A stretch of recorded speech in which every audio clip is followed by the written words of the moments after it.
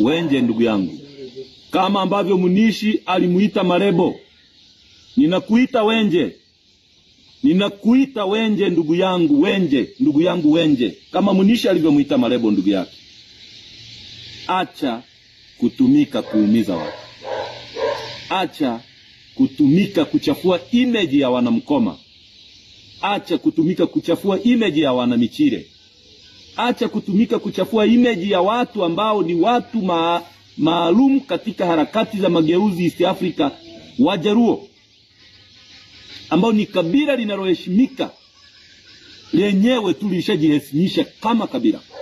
Acha kutumika kuwachafua. Kama umeamua kukaa upande huo, ni haki yako ya msingi.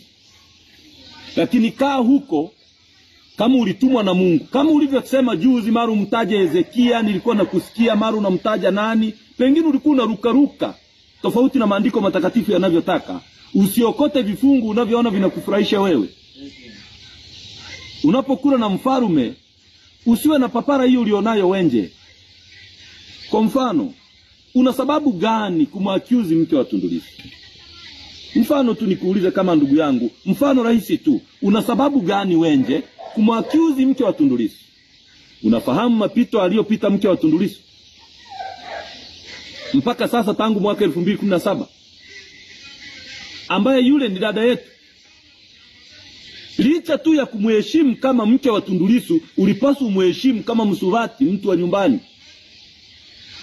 Kama ambavyo mtu mwingine anaweza kumheshimu huyo ambaye uko naye kumfurahisha hapo, kwa sababu ni dada yake, ulipaswa umheshimu mke wa Tundu Lissu.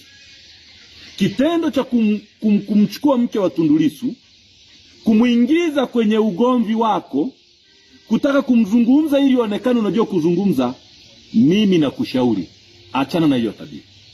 Kwa sababu mbili, Tundu Lissu hawezi kujitetea kwa sababu yuko kwenye kuta 4 kama alivyokuwa Mtume Paulo kwenye kuta hizo ndefu na minyororo mikubwa. Hana uwezo wa kujitetea, Mungu maskini wa Mungu kwa sasa. Lakini mke wake unataka kujibu. Alafu la tatu, ni nini kinakusukuma kuingilia maisha binafsi ya mtu? Yaani unasema mke wa Tundu Lissu hajaonekana mahakamani. Kwa nini usiwaraumu waliomweka Tundu Lissu mahakamani, unamlaumu mke wake kutokwenda pale? Ulipaswa waulize waliomweka kwamba mliyemweka Tundu Lissu mmemweka kwa kosa gani? Unayemtukana mke wa Tundu Lissu kibinadamu, umtendei haki. Unamkosea Mungu, unamkosea yule mama, unawakosea watoto wake. Kwa sababu wale watu wametengenezewa kitu kinaitwa forceful mobility. Forceful mobility.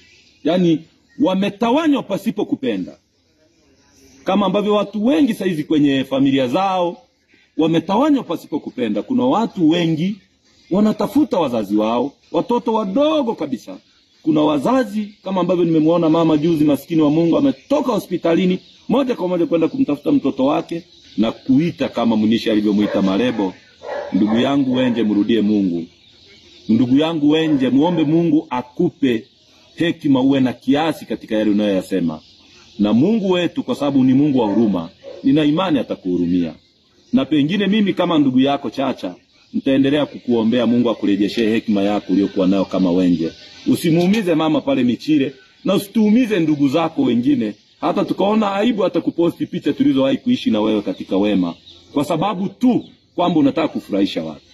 Ushauri wangu pia kwako ni huo, na nisitakubali mtu yeyote amuongee mke wako, aongee watoto wetu wale wako ambao wako Canada, kwa sababu yoyote ile, kwa sababu atakuwa anakukosea, au kuongea njia ulizopita wewe ili unusurike kifo mwaka 2020, atakuwa anakukosea.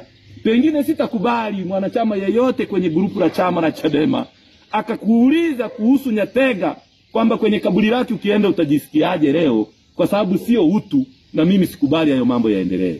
Sitisha hayo maneno ya kumtukana Tundu Lissu na familia yake, mnadi mgombea wako vis-a-vis kina Mwajuma anayogombea naye.